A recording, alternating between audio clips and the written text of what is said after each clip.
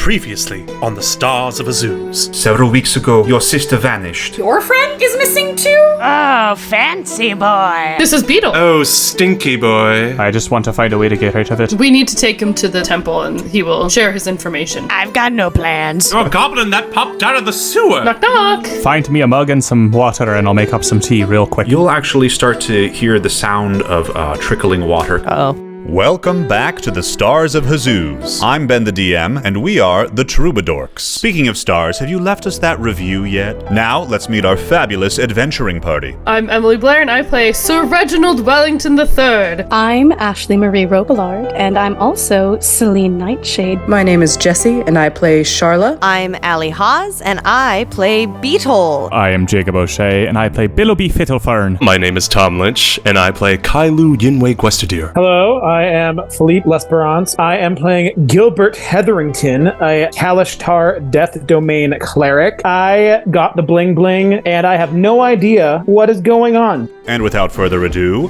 onward to adventure!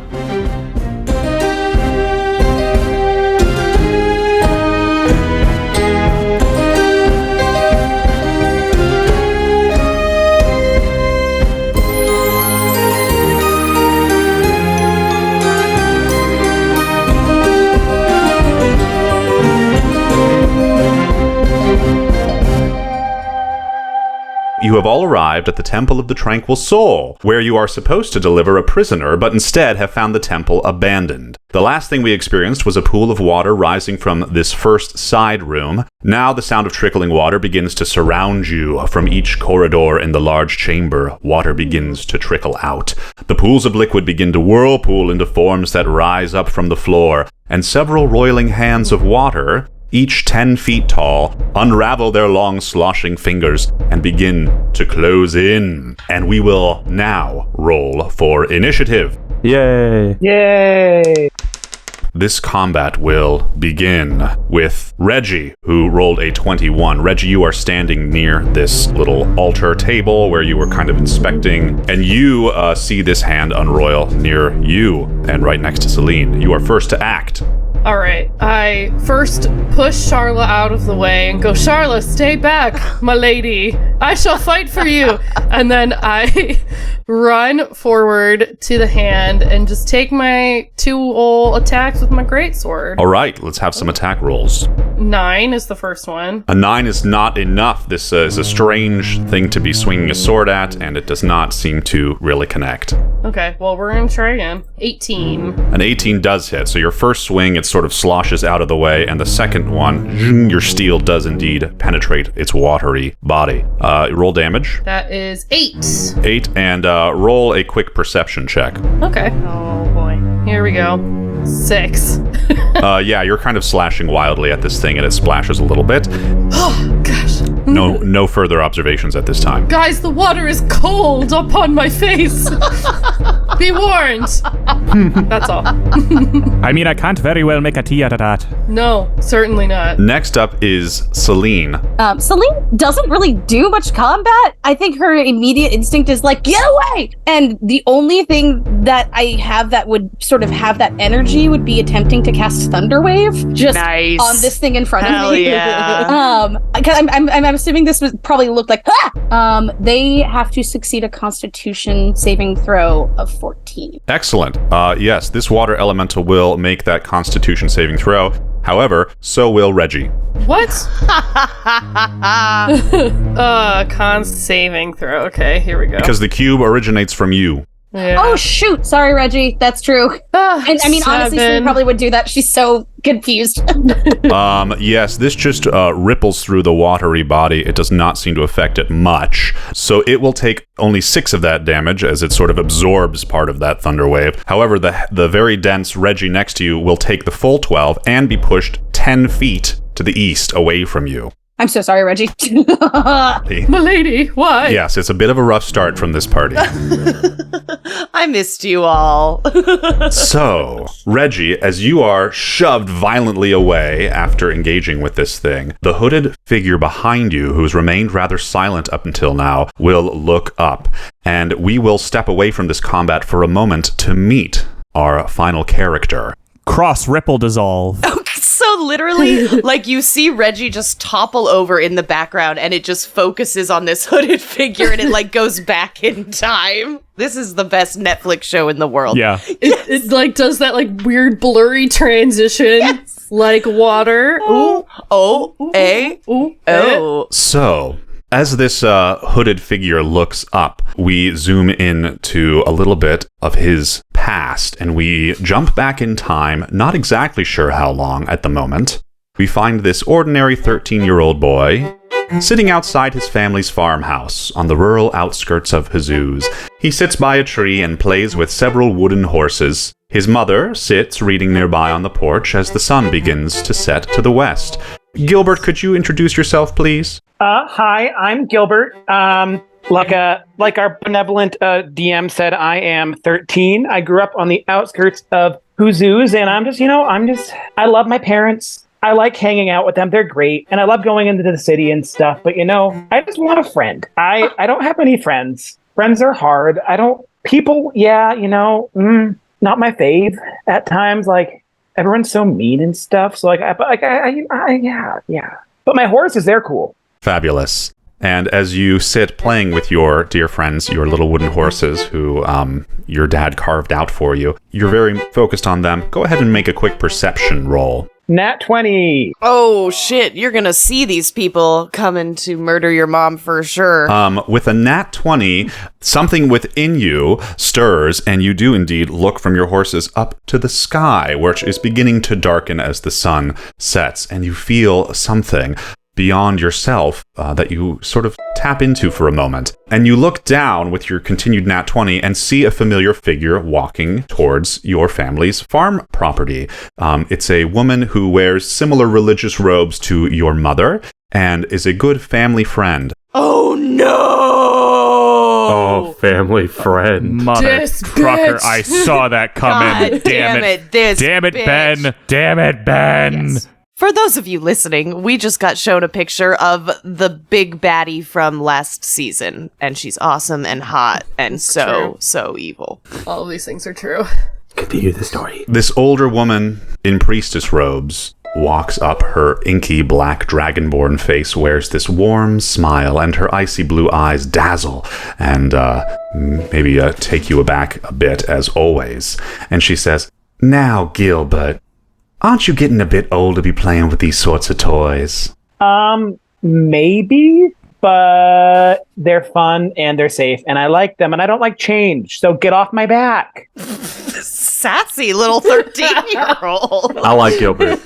Gilbert already is my favorite character. Your mom sits on the porch nearby, and she perhaps senses a little bit of your sassy familiarity with Manira, and she says, "Gilbert, Auntie M may pass, soldier." Oh, she can take it. And she chuckles a bit and says, "And go and fetch another bunch of raspberries. We'll need an extra pie this evening."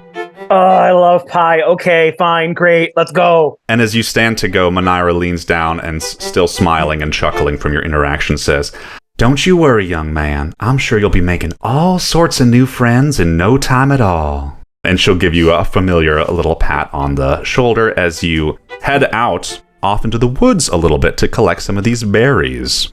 And you're probably, having these sort of usual thoughts that you have to yourself. Definitely kicking a rock. Yeah, absolutely. And you reach this sort of mossy rock that you sometimes read on and get a little sidetracked from collecting the raspberries, perhaps. No. Actually, let's have you do a quick little nature check to see if you do happen to collect any raspberries on your way. I hope he gets another nat 20, and it's just like, this kid is... Allie, I did. What? No, you did not! This kid. Nat 20 plus 1, so... Amazing. Incredible. Excelling. Yeah, you have a book pulled out. Wait until we get into combat and he's going to absolutely whiff. He's a gifted and talented kid. Like, he is just very extraordinary, can learn things really well, but then, under pressure, maybe not so And great. has crippling anxiety later in life. We'll see. You never know. If you roll one more, I'm going to make you refresh D&D Beyond. So, excellent. With this nat 20, you are indeed walking into the woods a bit, kicking this rock. Perhaps you're even reading your book at the same time. And with your other hand, not even looking, you're just taking giant bunches of perfectly ripe raspberries and shoving them into all your little pockets. So you're just absolutely collecting way more than you need to, effortlessly. They're like 5 pies, obviously. Yeah, you're doing a great job and not even that focused on it. And as you're sort of reading this book and wandering around, you do hear this voice speak to you. And you understand whatever this language is. Come, young one, I will show you the way home. Cool. No. Oh. And as you say this, cool, the voice continues. Behind you, there is an old tree. Look in its hollow and you will find me. You know, this seems a little sus, but I don't really have a choice right now, so, sure, why not? You seem nice enough. Okay, let's go. You don't have a choice.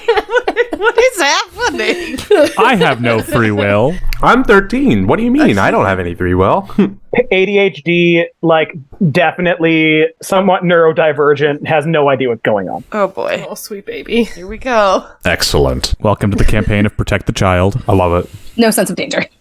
None. All right, let's go. I'm in the tree. Yeah. You head right into this overgrown tree without a second thought, perhaps even still reading your book a little bit. You find it's dark in here. You find a small stone box in this tree with this symbol on it. You may roll an Arcana or History on this. Okay. What's going to be better? History. Is it another nat 20? No way. That's a nat 1. Yay! The boy of absolutes. This plays so well. This is the best story of all time. The best box that I ever did see. That's sure a box.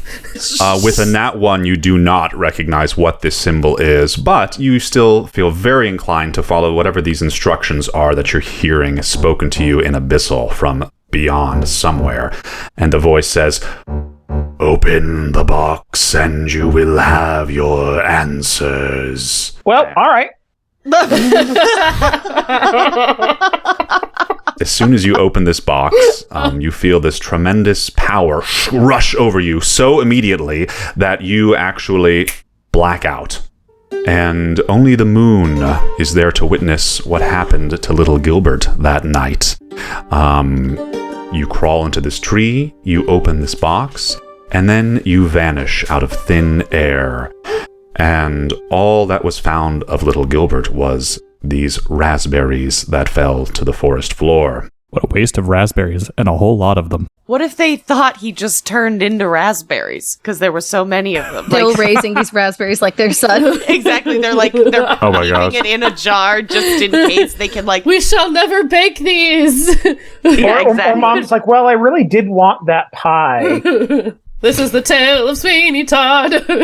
You awaken on the forest floor, somewhere else. You look down. Your clothes are only torn rags that cover your very changed body. Looks like you're a few years older. Where am I? What the hell am I wearing? How about you roll a perception check? Yeah, that's a good call. Good call. That's still the voice in the tree. Why don't you roll a perception check? just your buddy in your head telling you like how to like get through life. 14. With a 14, you are obviously discombobulated a bit. You look around and you see there's kind of an indentation in the earth where you are, and there's kind of these pieces of broken rock around you. Like a mini crater kind of deal. Exactly. As you're taking this in, you don't see a whole lot around you because it is rather dark, but you see a group of people, hooded figures, carrying some torches, making their way out of the forest towards the little clearing where you have found yourself. And there are suddenly a half dozen or so of these matching robed figures, and one of them steps forward, and you're probably even like sitting down, laying down still, kind of figuring out where you're at. She'll go down to her knees and she will unfurl her hood and embrace your face. She unfurls her hood, revealing these wild, dark, fanatical eyes. She will smile. She will kiss you on the forehead and speak. "Rise, child. You have the honor to serve the last dream." She will take your hands and notice these two bracers on your wrists. What do these bracers look like? They're black stone, almost like obsidian, maybe not quite as shiny, but like obsidian bracers along on your hands, and then like there's one around your neck as well. And they have like a red glow, like when lava's cooling. It's like a deep molten red kind of color, if you know what I'm talking about. Like that dark red when it's like starting to cool. It's a gem, but it's like that kind of color. And it's like in the rock and like the shape of like a diamond. A rough diamond, not a good diamond. Uncut gems. At some point, we'll look more closely at them because you, of course, are just noticing these yourself as well, right? Why did those get here? So she will look at those and her smile will widen even more and she'll look back at you and say, "A chosen of the goddess, you are most welcome." And she'll bring her hands close to your face again, and with a flick of her wrists, she will strike your cheeks with the laser-like spark of magic missile, which sears 2 snake-like brands onto your face. Oh, I didn't ask for that. And she will help you to your feet and point out into the forest from the direction she came and say, "Just follow the fire. You're home now." And you'll see that she's pointing to a slightly brighter fire that might be an encampment or something a few hundred yards away. And then she and her other people accompanying her will sort of continue on their way into the forest as if they're looking for more folks like you who had fallen. Can I do a religion check just to see if like I recognize any of this? Yes. God, how scary would this be? Right? Like, this is brilliant and would be so fucking terrifying. It happened again. A nat 1? Natural 20? Nat 20? Nat 1? Nat 20. Hey! With a nat 20, you definitely recognize the garb of these particular individuals. There was one night, back when you were in your younger boy form, where perhaps you were dragged along by your parents to some big gathering or party of some of their friends. And you were told to go and play away from where the adults were gathering. But for some reason, you really needed to find your mom or your dad, so you ran to try to find them. And you open this door and you look in and you see your parents and several dozen other adults gathered. And they're dressed in these robes, which are not the usual religious robes of your mother's Palor temple. In just that moment, it's probably burned into your eyes because it's such a strange visual. You see different banners of large black snake-like deities that are draped around, and you see, of course, your Aunt Manira is there as well. And when your mother notices you, she, of course, rushes over, rather angry with you, and shuts the door and ushers you away. But that very strange ritual you witnessed, and you didn't get to see exactly what they were doing because they all sort of saw you swing the door open. But that's stuck in your mind. So with a nat 20, you believe that whoever these folks are, they have something to do with whatever that strange secret ritual you walked in on is. Yeah, so definitely I want to find, now that I put 2 and 2 together, I definitely want to find the answers. So I will follow that fire, no matter how suspect it may be. Excellent. So as you alone feel this burning desire to uncover some answers, you do start heading towards that fire. But very quickly, you feel this sense inside of you. And this sense, it's not that voice that spoke to you into the woods, but it's more like that beyond your senses feeling that made you look up to the stars briefly. And you look up, and the sun is set, it's dark out, and you do behold the stars. And then you look down at your wrists again, where these bracers are. And this feeling that you're now really trying to lock into does not point you in the direction of that fire where the cultists told you to go. Instead, this feeling points you in the opposite direction, and you disappear and head into the darkness down towards the enemy lines, towards the Huzuz guard. And you have this very warm feeling inside you that tells you, find Master Shara Calican. All right. And your hands are bound, and it's your turn in initiative.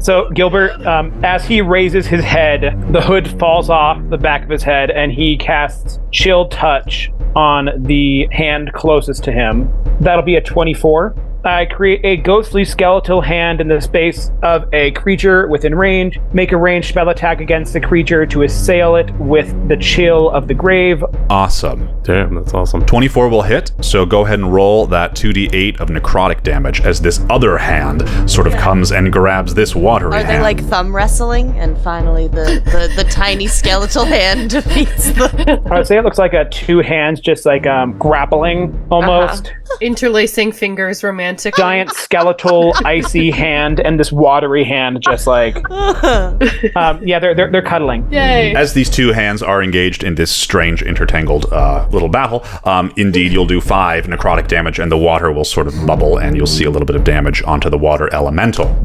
I'm just going to use some of my movement to get a little bit farther away. Who's that kid? All right, next up is Kai. Kai, you've stepped into this room and you see 2 of these giant hands in front of you. What do you do?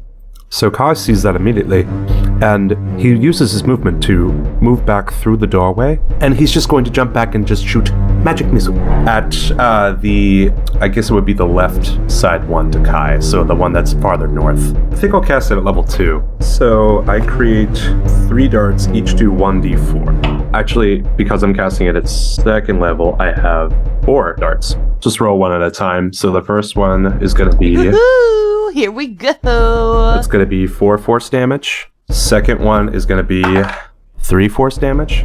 Third one is going to be 2 force damage. I love that we're just going down. Counting down. Let's not keep that going. And the last one's going to be 3 point damage. Woohoo! Oh, thank God. Nice, dude. Kai just he jumps back from the door and you could see his eyes kind of go into slits a little bit and he goes Like a cat. yeah, like a cat. His eyes become slits as he casts this, and all the magic goes into the hand. Yeah. Oh, sick. Right on, yeah, and they land with a powerful bloosh, bloosh, bloosh, bloosh. I love it. This thing is large. It definitely, it obviously does the damage, right? There's no denying that. But these things are big and healthy, and it's going to take a lot more to start taking them down. Reggie shouts, "Good shot, Your Highness!" Can I use some more of my movement to get next to Beetle and Billowby? Come on over, buddy. The water's fine. Actually, I hear it's really, really cold. It is quite cold. It gets a little handsy, actually. Oh, that's a good one, buddy. I have jokes sometimes. Very funny, Your Highness. Oh my God. Thank you, Captain. Thank you. Oh, Reggie salutes. So the next to go in our initiative order, this watery hand, which was just wrestling with this necrotic floating hand, it will turn its fingers back towards Selene, who is right next to it, and it will drop into a puddle and move in to occupy your space. No! Don't like that. And then its fingers will reemerge and it'll try to ensnare you and surround you with its watery body. So can you go ahead and make for me a strength saving throw, a DC 15. So fucked. I am so You mean the stat that I have a -1 in? Dude, same. Oh my God. No. Beetle is such a weak boy. So Reggie's the only one that's okay here. Yeah. God. Oh no, we're all spongy. How does a 13 serve me? Not quite enough. Oh no. So you will feel this watery hand grab you and suddenly you are grappled. God damn it. You will also take some crushing, bludgeoning damage from this watery structure closing in on you, and that'll look something like 13. The good news is, I'm not going to tell you. Next. We get no good news. He laughs in DM. Thanks, friend. So fucked. Kai, you've ducked behind this corner, but you hear the sound of rushing water following you. Close the door. Why didn't we close the door? Not the sound of Russian water. I heard Russian water too. Russian water. Oh shoot, I should have used my reaction to close the door. Damn it. You'll get them next time, Your Highness. You and Beetle both look down, and there seems to be water forming at your feet. Oh no, I hate water. Oh God. Don't you dare make me clean. No. And you will both feel this water rise up, and its tendrils will try to ensnare you as it forms around you, and you will both make for me a DC 15 strength saving throw. What? The DC is so high. So fucked. I am so fucked. Get out of here. Okay. Oh, fuck me. Fuck me. Tom? 6. Tom is pissed. All right, here we go. It's so high. It's such a high DC. This is our second session, Ben. Did you have to, like, TPK us? He's gonna kill everyone but Reggie. Reggie! 11. Reggie just holds a sword. Ah! Neither of you know what to do as this water comes first at your ankles, and suddenly you feel your bodies hoisted up, and you both are suddenly inside. And you will both be grappled. You will take 8 bludgeoning damage each. What? Okay. I shall save you, your highness, and Beetle, and Selene. I will do my best. So that's the end of this one's turn. And it's now your turn, Billowby. All right, I have 2 friends. Yeah, this thing just came out right next to you, and it just whelmed up 2 of your companions. We're gonna use my wild shape to activate Symbiotic Entity. Yes. I will gain a D4 HP per druid level, so I'm level 7, so that's 28 HP, which puts me up to 83 HP currently. And now my melee attack deals an extra D6 poison damage, and also as a bonus action, I'm going to cast Shillelagh upon my quarterstaff. Yeah. Nice. All right, get a whacking. Yup. And then Shillelagh is gonna make it a magic weapon, make the base damage equal to do a D8. Cool. Let's get a whackin'. That's a 17 to hit. 17 will hit. Wonderful. That is 14 damage. All right, and seeing that it is still there, I'm gonna look at Beetle and say, well, I did what I could.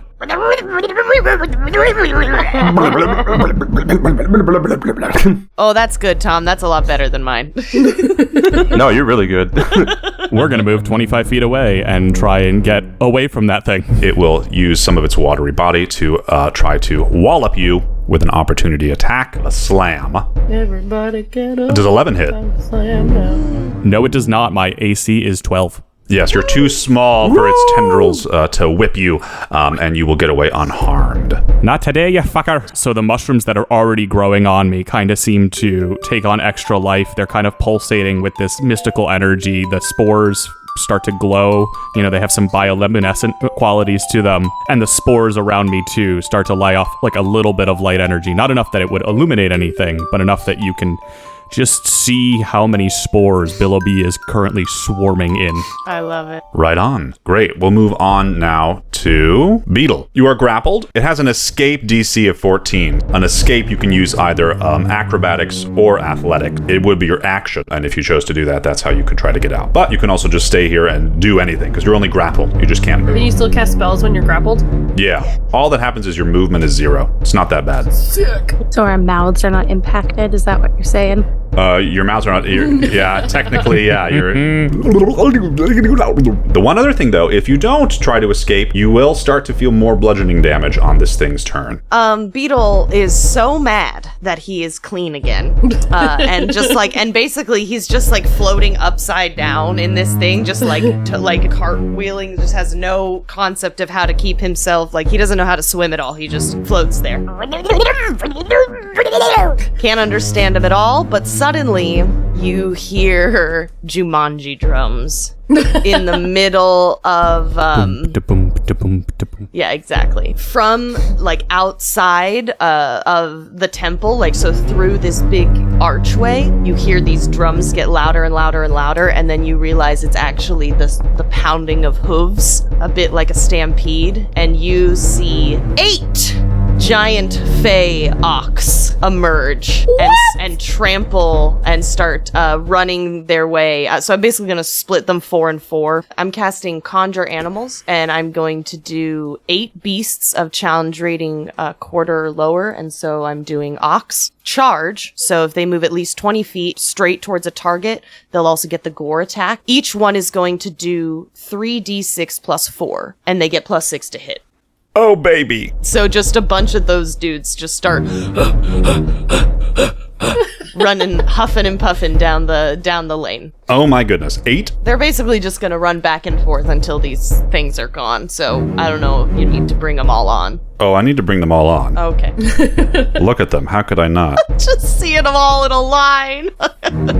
So they're gonna, I want them all to get the charge ability so that it needs to, I summon them. Yeah, far enough away. Great. So 4 of them are gonna go for the one that has Ash. Let's do the first 4 gores, which is an d20 plus 6 to hit 4 times. Yeah, okay. So first one, does an 8 hit? No. Okay, 1 misses. 18. Hit. That'll hit. 17? 3 hit, so that'll be 3d6 plus 4 3 times. Wow. Yes. Sorry, team, this is gonna take a second. 10 for the first one. Ooh, hello, daddy. 15. 12. Okay, yeah. Selene, you notice being surrounded by this thing, these 4 ox things, charging and goring, and indeed the watery structure doesn't do full damage. It does half damage, but still a lot.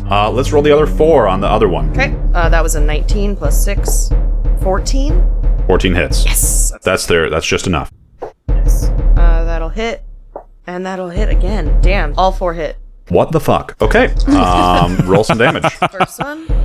Yeah! 17. 11. 16. Free me! 13. Go, my minions! Wow. Amazing. So, suddenly the sound of dozens of hooves fill this echoing chamber as these strange kind of ox creatures charge and help you greatly. It's very effective, and so now there's 8 of these in the room. Don't look at me like that. Wowza. All right, next up we have another one of these hands. You sure you want to come out here? We've got these guys. I'm kind of picturing these Oxmen as like Chris Farley, but just in the Bugs Bunny in the Bugs Bunny Viking costume. Another water elemental enters the room and cannot share space with its own friend, so it'll just dash to under the feet of some of these other ox and kind of get in this little melee that's happening by this door. Suddenly, as if from nowhere, bloom, bloom, bloom, bloom, bloom, you hear this sort of skittering, this sort of ethereal interdimensional skittering. And behind Billowby and Gilbert, those of you who can see a large spider-like creature appear. Yeah. Uh-oh. And it's sneaking up, so it's going to bite with advantage. No. 2 fangs enter your shoulder from behind. Go ahead and make a Constitution saving throw, DC 11. A 12. Great. So you'll take 12 piercing damage first, but your Constitution will be just enough to not let any poison enter your veins. Golly. And you don't even get to turn around yet to behold what this creature looks like behind you, but it's a big insect bite in your shoulder. Next up is this final water elemental who's very far away. There's another one? He's so far away. Yeah, I think there's 4 total. Oh my god. So it'll also dash. Water will spread across the floor, and as if it's like washing the marble, obviously this is how these things travel, right? That's kind of why the floors appeared clean, and then this thing reforms, having dashed right next to these other 4 Chris Farley ox. And then we'll go to the top of the round. Reggie. I don't even know what to do. Reggie is just gonna go up this way and slash at this hand. Roll both of my attacks. 24 for 10 slashing. All right, great. And make another quick perception. Nat 20! All right, with a very good perception, you will notice that slashing, piercing, bludgeoning, non-magical damage is halved against these things. They are resistant to it. Okay. But you can take another attack if you'd like anyway. Okay, if I leave to go fight the spider, I'll take an opportunity attack. Yes, I will try to kill you. Okay. Alright, fine, I'll keep attacking. 16? 16's a hit. 12 damage. Half, so 6. I'll say with a nat 20 perception, perhaps it also just clicks into some chapter in your Knight's book where you're thinking about resistances and things in combat. And these things might also, they'll do very well against poison damage. They won't take poison damage. and things that are frost damage might have a little extra bonus against them. Yes, attention teams! According to the Nightbridge Guide for Knights in the field, these have resistances against poison, so do not poison them. They will not take any poisons, but they absolutely do not like cold damage. Icy, basically freeze these handsy guys. What about acid damage? Subtitles. Acid they're resistant to. Next up is Selene. Selene, you are, of course, whelmed in this thing. Cannot move at the moment. So the first thing I want to do is use my bonus action to cast a spiritual weapon. Yeah. Great. And what this is going to look like is there is a specific blade that it said that Eliestra used. It's called, I think, her crescent blade. And so it kind of has this sort of crescent shape to it before coming down to the hilt. And along the sword itself, it is a repeating pattern of the phases of the moon. Awesome. So it'll have a turn in a sec, and then I want to use my action to do an acrobatics attempt to get out of this bad boy. Sure. You, not only are you suffocating because you're in water, but you couldn't breathe very well to begin with. You're still exhausted. You will make this check with disadvantage. Nice. That's fair. They're both fucking 9s. Let me just add to that. I have a +6 to acrobatics, though, so that is a 15. Oh, okay. Well, then that's different. 15 is successful. So you are able to summon your spirit weapon, and when you cast it, it makes an attack right away. Great. 16? 16 will hit. Love it. But that is going to be a 10. Great, it'll take this full 10 damage. Very nice. The damage is radiant, also. Awesome. You're radiant. Next up is Gilbert, followed by Kai. I'm going to be like, well, I got bit by this thing. So I'm like, oh, fuck, shit, god damn. Ow, that hurt. Great. So I'm going to turn around and I'm going to cast Vampiric Touch, which, if it hits, the target takes 3d6 necrotic damage and I regain hit points equal to half the amount of necrotic damage dealt. Wow. Who is this spooky kid? I love him. Son of a bitch. That was a nat 1. Oh, the nat 20s and the nat 1s, the absolutes of this boy. With a nat 1, you try to cast this spell, and you feel, just as you're trying to lay this vampire grasp on this thing, your right bracer tingles wildly and kind of throws you off, and you are unable to connect. Oh. Whoa! Work, you son of a thing! Apparently Gilbert's also a foul mouth. Sorry, man, I'm tired. I've been in this tree for so long. I have an ability where I can talk to creatures. It's called Mind Link. It's a racial trait. I can speak to any creature telepathically within 70 feet. I don't need to share a language with the creature for it to understand, but the creature must be able to understand at least one language. I'm going to use that to speak to the spider and be like, yo, what the hell? Why did you bite me? What did I do? You think this at it, and it does not respond. Damn, does not know languages. Right. Or just doesn't want to talk to you. Next up is Kai, followed by some water. Okay, so currently in the water, and I do sort of like a Naruto like hand gesture thing, and it's really quick. And I cast Alter Self to grow gills, get webbed hands, What? and be able to breathe. You will be able to breathe. But you look horrible. You're still grappled, and this thing's still crushing you. My lord, there's something fishy going on over there. Oh, boy. Unfortunately, I don't have any bonus actions. I can breathe at least. I'll tell you what. I will let you, since you've taken this fish-like form, you can try with a high DC bonus action, 18, you can try to bonus action out of this thing. Either athletics or acrobatic. I'm gonna roll my Huzuz die. Yeah. Natural 20!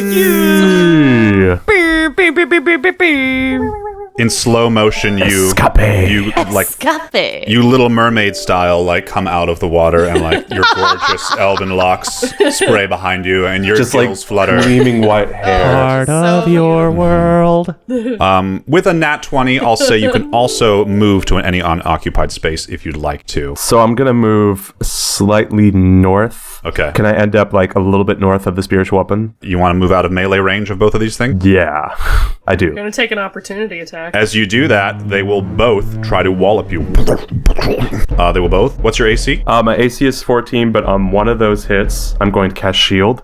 Okay. And that's going to raise my DC by 5. My AC is now 19. Nice. Very good. Then one of them will miss. The other one will still just barely penetrate your magical shield. 12 bludgeoning damage to you. Whoa. 12 bludgeoning. Yeah. Yikes. Oof. Yikes. We can hear the impact on that one. Crunch. Next up, we have some water. Water. Sound like a game show host. Show me water. This one will still think you're the biggest threat, Selene, and try to whelm you again. So go ahead and make another DC 15 strength saving throw. Bring it on, you watery asshat. It was never going to go well. So it is indeed 10. All right, it will grab you again. You'll take 11 bludgeoning damage and be back floating, suspended in this thing, unable to move. And it will roll to see if it can recharge. It will. Is there like a drain in the floor somewhere that we could just like open? Good question. Next is more water. Hey, more water. On its turn, automatically, it will do another squeeze on you, Beetle. You'll take 15 bludgeoning damage. What? Oh my god.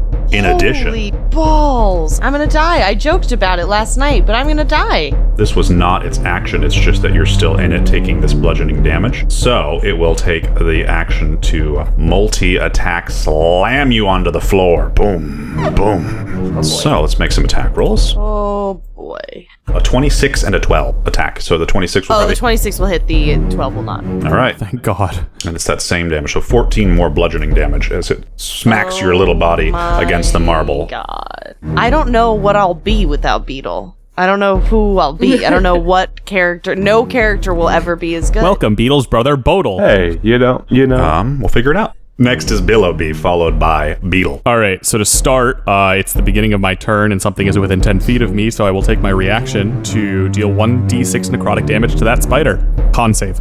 You gotta make a 14. Success. Darn. All right, so we're gonna turn around, and we're gonna say, all right, we had enough on our plate without you. Get back to wherever you came. And I'm gonna move to within melee range of this spider and take the full extent of what my Shillelagh plus Polearm Master will do. So first I will roll to attack, and we'll flank. That gives me advantage on the attack. Yep. 18. Hit. All right, so 9 bludgeoning damage plus 2 poison damage. And then I will roll to attack again with my bonus action using the Polearm Master feat. All right. So I basically just come around with the other end of the staff. And then we're still flanking, so total 19. Hit. And then it is 1d4 plus 1d6 poison. 9 extra damage. So nice, full damage. And this thing looks rather injured. You've probably smashed a couple of its legs. Definitely some blood bleeding from its abdomen. How about you make a quick perception check while you're wailing on this thing? Sure. Or nature? You're a good nature guy. Ooh, nature sounds good. Nature boy. 16. Yeah, it definitely seems to be some sort of spider that can blink in and out of the reality. And for whatever reason, there is a green gem on its abdomen. We don't like that. All right, and with the rest of my movement, I'm just going to move truly just to flank it on the other side. Cool. So I'm not disengaging with it or not. Got it. Just kind of skirting around it. Nice. Next up is Beetle, followed by water. So I will try my best to escape. All right, I believe it's a 15. No, 14. I would like to cast polymorph on the hand I am in. Okay. Yeah. I would like to transform it into a cockroach and then try and catch it in one of my jars. Fuck this thing! I am going to kill it. It will make a wisdom saving throw of, what is the DC? 16. Okay, this is with no bonus. 2. Yeah! Yes. A 2. Oh God, thank Beetle. So what does this look like? What the hell does this look like? Well, it's gonna turn into a tiny little cockroach, but like as it does, I'm inside of it, so it just well, I don't know, I can't kill it, but it turns into a cockroach, and basically I'm just gonna squish it. Instead of just going through all of that, it's just gonna explode around me, covering me in cockroach viscera, if that works for you. Oh my goodness. I'm picturing it like, I don't even know, like it's shrinking and around your form, because it's like coming in around you. I'll say it's not, it doesn't explode right away, but it's an insect, and you are free. Does that make sense? That's fine. That's totally fine. You're concentrating on polymorph, which means if something disrupts your concentration, it could disrupt this. What about your Oxman? Yeah, all my ox go. All right, here we go, buddies. Yay! Yeehaw! So I will just, again, roll for all my babies. They all say that at the same time. Yeah! Yeah. I'll keep walloping on the one that has Ash. Roll for these 4. Each get a +6. Hang on, team. Yeah, that'll hit. So it was a 13 plus 6, 14 plus 6, 5 plus 6, and a 3 plus 6. So 2 of them hit. Okay. I'll roll for that damage. One of them is 5. One of them is 8. Alright. And then 15 plus 6. 17 plus 6. 17 plus 6. 10 plus 6. So all 4 of those babies hit my strong boys. Alright. Just the 4 Chris Farleys. Like mosh pitting them. Just like, with their big tummies. Precisely. Yeah. Okay. So here we go. Yeah, that'll be a 10. Ooh, hell yeah. 9. Ooh, another, that'll be 10. And then 5. All right. Of course, all this damage is not doing full, but it's effective enough. Context for our audio listeners, by the way, these are just regular oxen on paper, but for whatever the image that we found to represent them on Roll20 truly looks like Chris Farley in Bugs Bunny's Brunhilde costume. It is something to behold. I googled Fey Ox and It's so beautiful. I actually like it way better that it's just like It just the Fey animals are not actually animals. They're like people trying to be animals. And Beetle's like, I think this is what they look like. I don't really remember. Incredible. we gotta put a disclaimer that we do, in fact, love and respect Chris Farley a lot. May he rest in peace. Yes. May he rest in peace. Next up is some water here. Water. Water hole. So it's going to move in here, and it's going to try to whelm 2 of these ox. 2 strength saving throws of +4. All right. That'll be a 19 for one. Hell yeah. 17, 18, 19, 20, 21 for the other. Can't knock Chris Farley down. What no player has managed to do, these ox do easily. They are not going to be whelmed up. Oof. Rude. Ouch. And I think they get to move, if you want to move them 5 feet. They are pushed out of the elemental space.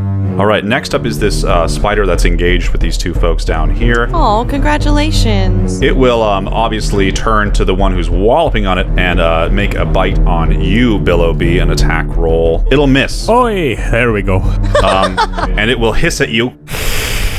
And that hiss will echo through the hall as it ring, disappears from view. Oh. No. Aye, shite. Throw some flour on it. The water here will move to here. It will try to whelm both Reggie and 1 ox. Was it strength throw? Strength save of 15. Okay, well I have a +6, so here's hoping I don't suck. 14! Come on! Jeez! My boy will also fail. Okay. He got a 3. So you will both take 16 bludgeoning damage. 16. That ox just died. That ox just dies.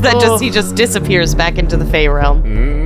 I'm still alive, but creeping slowly towards not being alive. Okay, god damn it. Reggie, you cannot die. So, Reggie, you are indeed floating around in this thing. Dick. You see behind you something blink into existence. Another one of these big spiders that looks rather healthy. Oh, you... God, is it the same? It's a different spider. I rolled with advantage, and I rolled 2 nat 1s.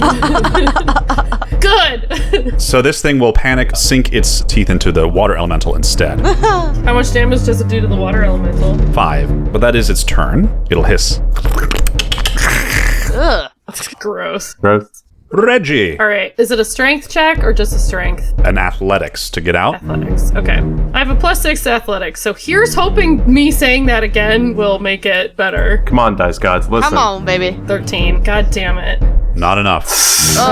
Fine. Not listening. Okay, All right. I'm just gonna hang out here. Okie doke. Next is Selene. So I'm gonna kick things off by throwing a cute little guiding bolt at that spider. Scoopity-bop-boo. That is going to be 20. Dirty though. Hit. Nice. All right. All right, that's going to be 14. It comes down out of a moon that appears above it in whatever phase the moon is in at that moment. I love it. So it is twinkling with moonlight that does indeed allow the next attack roll made against it to have advantage until your next turn. And then as a bonus action, I'm gonna then do a cute little healing word on myself. 4 whole hit points, 13 out of 33. Not nothing. Not nothing. Next is Gilbert, followed by Kai. First thing, I forgot to say that Vampiric Touch is a concentration spell. So you can still try to attack and latch on this Vampiric Touch. Okay, cool. Before I do that, as a bonus action, can I do a religion check on the spider? Because I see the green glowing diamond and it makes me think of the cultist green robe, so I want to see if there's a connection between them. Okay. That is an 8, so not much. This is not a familiar gemstone. Cool, so I'm going to attack with Vampiric Touch. That's a 22. Hit. Before I do the damage die, I'm going to use Channel Divinity, and for that I'll use Touch of Death, which adds an extra 19 necrotic damage to the damage I'm about to roll. The fuck?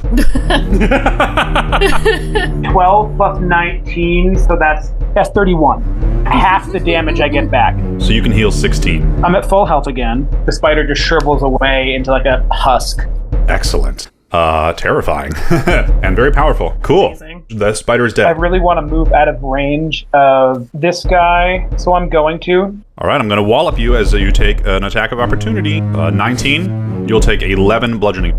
Kai, followed by water. So Kai's going to move to the opposite direction, and he's going to cast Lightning Bolt. From that, a stroke of lightning forming a line 100 feet long and 5 foot wide blasts out of you in a chosen direction. Each creature in the line must take a dex save. Kai just makes hand motions and kind of arcs his hands like he's about to do Kamehameha from Dragon Ball Z, and then as he does this, fangs start to grow from his teeth and his hands start to become more like dragon claws. And as he casts the lightning bolt, energy and lightning arcs from his hands and shoots into this huge stream of lightning at both of the hands that are going down there that are in this line of sight. All right, so dex saving throws. One will succeed. It's got 16 plus 2. 8d6 damage. Yeah. Half to the first one, full to the second. Okay. And because of my Bronze Dragon ancestry, I have a +4 to lightning attacks. Wow. All right. 42 points of lightning damage. I didn't add the +4. Wow. And so half damage, that would be 21 points of damage. What would flavorfully make sense, but isn't a rule, is that anything in the water when it's being electrocuted would take some damage too. That's true. But I think Emily's middle finger says it all. So we'll not let that happen. Because I love you all dearly. Thank you. Thank you, Ben. It's magical lightning. Yeah, exactly. It's magical lightning. Very nice. All right, Selene, you're going to get crushed here. Love that for me. 16 bludgeoning damage. Well, so I have a reaction called Cutting Words. So as a reaction when a creature that's not immune to being charmed, you see within 60 feet makes an attack roll, ability check, or damage roll. I can expend 1 use of Bardic Inspiration, roll the die, and subtract the number from the creature's roll. I think from inside the thing, you just hear, "I've seen more elegant streams running than you." And I'm just gonna D4 to pray to fucking anything. I guess Eliestre. My fucking goddess or whatever. I guess my god. I guess Eliestre. That I at least get a 3, because if not, I'm under. 4! I have 1 hit point left, y'all! Wow. Nice. There's the windows in the ceiling of this, right? The skylight. And the moon just glances through the clouds for a moment as you are at 1 HP. However, this thing, it is going to, with you intact, move. If your ox want to make some opportunity attacks, they get 2 opportunity attacks, Beetle. Yeah, obviously. As this thing will take Selene's just clutching to consciousness body and slam through this door and start dragging her away. What? Yeah, they will both. One of them will hit 9 piercing, so. That's 5. Still alive, but obviously not nothing. It'll use its action to dash. So it's just cruising with you, winding through this kitchen area. Oh, that was the kitchen. Damn it. It stops just before it gets to this big hole in the ground that looks like it might lead to, well, I don't know. Oh, boy. Yeah, I think in her delirium, she's actually kind of enjoying the feeling of being washed around in water. Next is Cockroach. Cockroach will try to hop away. That's all it can move. That's thing's turn. Billowby, you're up. I'm going to cast Blight on the one that's got Reggie right now. Yeah, Blight's so good. Do it up. Necrotic energy washes over a creature of your choice that you can see within range, which is 30 feet. It must make a Constitution saving throw. All right. Again, that is a DC 14. Okay. On a fail, it will take 8d8. Nat 20. All right, so it takes half that 8d8. You're rolling too well for these things, man. Sorry about it. He says, smiling. Sorry. Get him! Get him! That was 40 in rolls, so it takes half that, so it takes 20. All right. Bubbling with more necrotic damage. These things are pretty healthy. It's not dead. Billowby is going to start making his way towards the door, somewhat foolishly towards these things. He's going to come up next to our little prisoner friend and ready up for the next round. Yeah, none of us have any frost abilities. Next is Beetle. Oh, just in time, buddy. I'm gonna cast Frostbite. Hey! Hey! On the one in front of me. It will be a con save from the hand, 16. Success. Damn it! Then the guys are just gonna go. All right. Go, Chris! Okay, so my guys are gonna go. That would make it have 20 feet of movement, and then you can get charging. Especially if they were like crisscrossed, if they left their own. If they Chris Farley crossed, they could leave their own and go towards the other ones. Does that make sense? So they could kind of switch. So that's 2 with advantage against the north one and 3 without advantage on the south one. All are charging. Alright, so I'll do the 2 with advantage on the north one first. Okay. 13 plus 6. Hit. 12 plus 6. Hit. And 10 plus 6. Hit. 3d6 plus 4. Yeah. 9. 11. And then one more gore for the one that's not moving. 12. Nope. Then the other guys without advantage down south. 30, 20. 12 plus 6. 3 plus 6. And 11 plus 6. So 3 of them hit. Okay. And that is with the charge. 12. 14. And the last one. 17. Not bad. They will now take those opportunity attacks. I'll let you get to your positions, get your attack off, but they're still going to get that swat. So both of them are going to be hit. So one will take 12 and one will take 11. Okay. Their hit points will be 3 and 4, respectively. Oh, okay, great. They have 15 hit points. They're not dead. Oh, okay, nice. Super duper. I just want to, look around, see if there's anything that maybe like a switch or a button on the floor that I could step on to make all the drains in the floors open up. You can roll if you'd like, but I'll tell you with a passive perception of 23, there's not an easy solution like that. This temple is not built to drain these things. These things seem to have invaded this temple. They're not a built-in defense. Oh, it's an infestation. Well, I know all about that. I've had plenty of the little outbreaks and stuff. There's gotta be an easy way to scare them out. Boo! All right, that's it. I'm done. Reggie goes, woo! This water hand is going to try and come in and whelm up 2 of your little Farley oxen. So make 2 strength saves of 15 for me. Success. And the other one is a 10 plus 4. Just not enough, because I think it's a... Damn it! And that one will explode with damage. Oh. The water will just crush him Oh my to a little god. fey ball quickly. Oh. And die. Cool. Paint me a picture of this Chris Farley death. And they keep recharging successfully. Oh my god. Next, Billowby, you are surprised again as a spider blinks into existence. It might be the one that's hurt. It might be a new one. Who's to say? And it'll attack with advantage. Ooh, a nat 20, baby. Oh my god. Make a con save for me. DC 11. Yep. Oh, that's a 12. I rolled a 10 and I've got a +2. Okay. You will take the full piercing damage. Mm-hmm. 17 piercing damage. Yep. That is Spidey's turn. More water will go now. This one will just take Reggie and smack it, kind of like the Hulk does to Loki in one of those movies where it just kind of like smacks it back and forth on the ground. It'll double slam you. Rude. 25 to hit. Yeah. And a 14 to hit. 14 misses. Okay, so the 25 will hit and do some bludgeoning damage here. 11 bludgeoning damage. Okay. Oh, and it still has you whelmed, so it will do an automatic additional bludgeoning crushing damage to you. I'm so sorry. No, you're not. That's 12 more bludgeoning damage. No, you're not. All right. I am at 2 hit points. Oh, baby. do this. Yeah, come on, let's do this. Oh, God. Yeah, fun. And we are at the top of the round. That's Reggie. Okay, I'm gonna try and get out of this thing, because I cannot do anything else. You're the only one with a strength stat. Please do. Yeah, come on. 17! Yay! Thank God. Okay, so you're no longer grappled. Ugh, did that take my whole action? That's your action. Okay, I'm gonna action surge. Action surge. Action surge. Okay. I will say it's used its reaction to try to swat one of the oxen, so it can't opportunity attack you if you move away. Okay, then I'm going to, Boyle, get your ass over here so you can heal ya. Oh, okay, thank you. So he's going to run over here and then take 2 swings at the spider. First one, 18. 18 will hit. 13 damage. All right, that's enough. What's it look like? It is very much like Aragorn fighting the Uruk-hai in the Fellowship of the Ring when he like stabs into it, then the Uruk-hai's like, bleh, and then he rips it out and then chops its head off. Oh, brutal.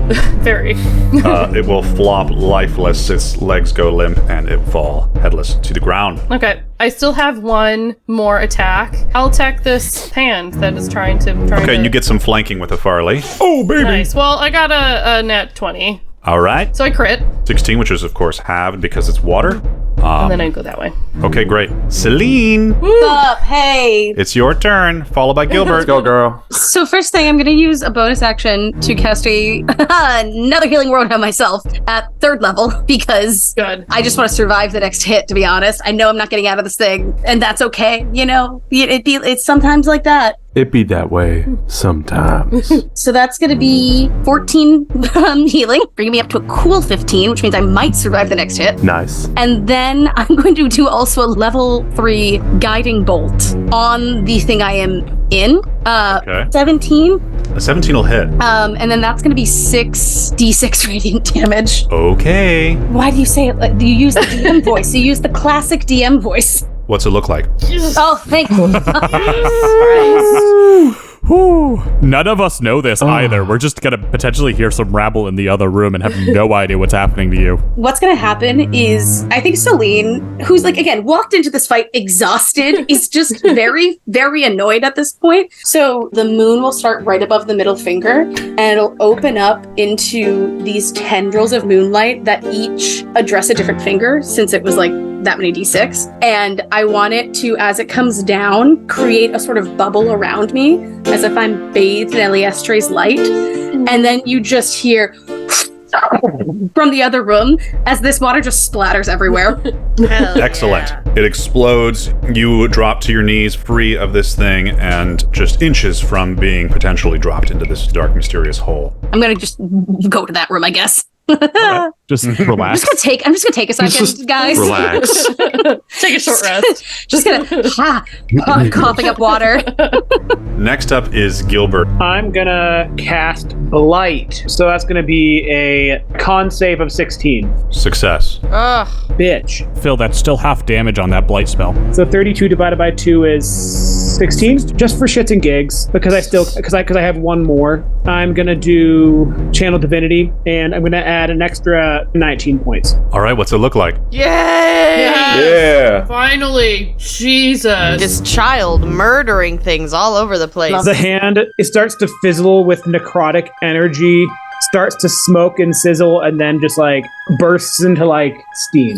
Nice. Then this steamy death evaporates into the air as that one is down. 1 hand and 1 cockroached hand remain. I want to talk to one of the guys, because these guys definitely speak elemental at least. Bro, what do you want? What's your deal? You could also talk to the cockroach. This thing does speak a language.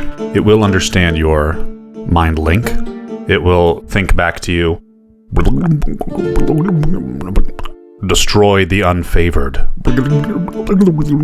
Uh-oh. What? Not sure what that means, but gonna kill you now. Okay, bye. Nice. Next up is Kai. So I'm going to cast Magic Missile at the last little hand guy over there. It's cast instantaneously and like automatically hits him. Roll the damage. So that's going to be 2 for the first one. 2 for the second one. Bloop. And 5 for the third one.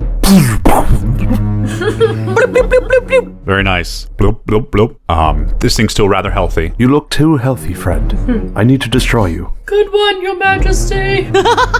Oh, good, I'm glad. And Kai is going to actually use his movement through the door because he wants to check on Selene.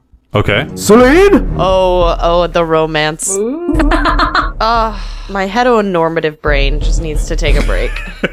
Selene! Selene, are you okay? This has been particularly vexing. I'm glad you're alive, and it sounds like you're not underwater, so I think you're fine. But I think upon hearing that, you just hear Selene go, I don't think we have the time right now to get into all of that. I'm okay is a real big quest. No, let's... Oh, God. I'm sorry I opened a can of worms. I will head back.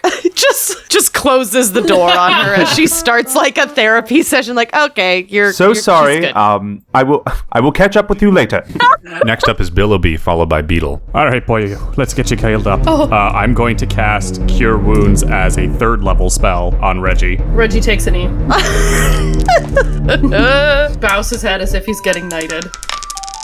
The lone water elemental's like, what is happening? All of a sudden, there's a spotlight on Reggie. It's just like it's like blessed light. 14 health back. Bless you. Hey! Oh, Nice. Billowby is gonna kind of do a run by there and is gonna heal Reggie on his way to go behind the line of cattle, mostly to get more towards the door to try and take care of Selene if need be, because he couldn't hear the conversation. He's like, He's so old. all right, you stay healthy. I gotta help the other one. Yes, sir. And Kai just moves around, get out of Billowby's way. Oh, I mean, that's as far as Billowby can move this turn.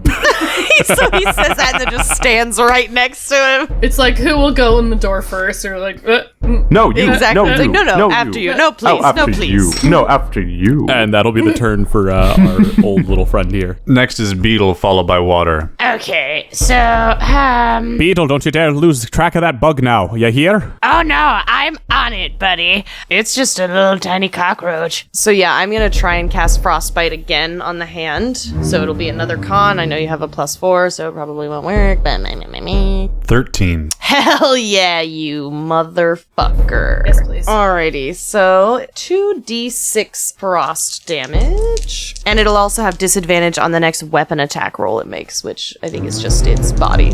That's 8 cold or frost damage. All right. And it is indeed chilled, so it won't be able to move as quickly if it chooses to do that. If you wanted to capture this bug, you'd have to roll on it. Okay, well, I mean, is that a full action, or? It's a bonus action, it's harder. I'd say it's a probably DC 20 dex to capture What it. about, like, animal handling? I'm really good at that. How do you think I caught all these guys? True. I'll say DC 18 bonus action animal handling. Oh, boy. Fucking 18. I rolled a 13 plus 5. Just enough. It's cockroaching away, and suddenly it finds itself in one of your jars.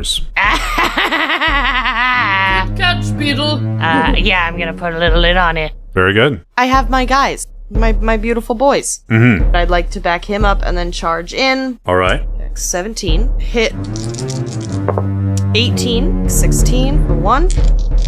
Dirty 20. 14. Just enough? Yes! And a 13 plus 6. 4 hits. Yep, so they will all do 1d6 plus 4. 5. 6. 6. Nice. 7. So this thing will slightly slower move. It'll just stay where it is. It's going to try to bash some of these things that have surrounded it. So its first one will have disadvantage because of the frostbite. Cool. So this is with disadvantage. They were both 14, so 21. So that'll be a hit. So 15 damage to one of them. And then another non-disadvantage attack roll. 15 hit. Yep. All right. My beautiful babies. 2 1s. Only 6 damage to this one. All right, well, then he's still alive. Still alive. 4, 5, still alive. The Chris Farley 5. That's the water's turn. And we go back to the top. Reggie. Reggie is gonna circle around this guy so he can get advantage. And Yep. then just keep doing what Reggie does. 21. Hit. 7. And then second attack. Crit. Oh! Natty 20. That's 20. And the damage is 11. Whittling away. It's near death, certainly, as water splashes onto the floor as you keep just wailing away on it with your sword. It's water blood. Recklessly and angry at this point, but I guess not recklessly, nat 20, so it was perfect execution. Of course. It was perfect form. Flawless. So it's Selene's turn. Having heard people calling after her, but still very, very vexed about these ding-dang water things, Selene's gonna come peeling this way, the full 30 feet, and then she's gonna look at this watery hand and go, is that really the best you can do? I've seen more intimidating Puddles. And try and cast Vicious Mockery. Yeah. And that's gonna be a Wisdom 14 roll on the hand. Phil. Yes. Yeah, you got to him. You got under their skin. Sweet Mother Nature, I really don't want to see the puddles that you've been seeing, girly. You really don't. Kai's like, this way, Mr. Billowby, and then all of a sudden you're just in the doorway, and then you say this. And Billowby and I are just like stunned, just like, damn. Yeah, Selene looks at Billowby and just goes, you have no idea. Okay, cool. That's gonna be 7 damage. Glad to see you're all right, Selene. Clutches barely to life as it looks very saddened by this and just sort of drips into like a sadder puddle. Who cares? Cry me a river. Oh wait, no, you can't. Gilbert sees a Vicious Mockery thing happening and looks at the puddle and he goes, okay, this puddle is depressing me now. I need to end this. This is too much. I'm depressed. Oh, Don't God. need that in my life. So I'm going to move there and I'm going to recast Vampiric Touch at 3rd level. It's me a 22. 3d6. Must be 8. What's it look like? Yay! Nice. The water just looks at me as I punch him. You see one singular tear of his sad depression that he died thinking that he was a puddle that was worthless. And then he just plops into a sad puddle on the ground. Who is this kid? I wish I had any idea. My thoughts exactly. I like him. That brings us to the end of this episode of The Stars of Huzuz. Join us next time to see what's in store for our adventurers. Thanks for tuning in.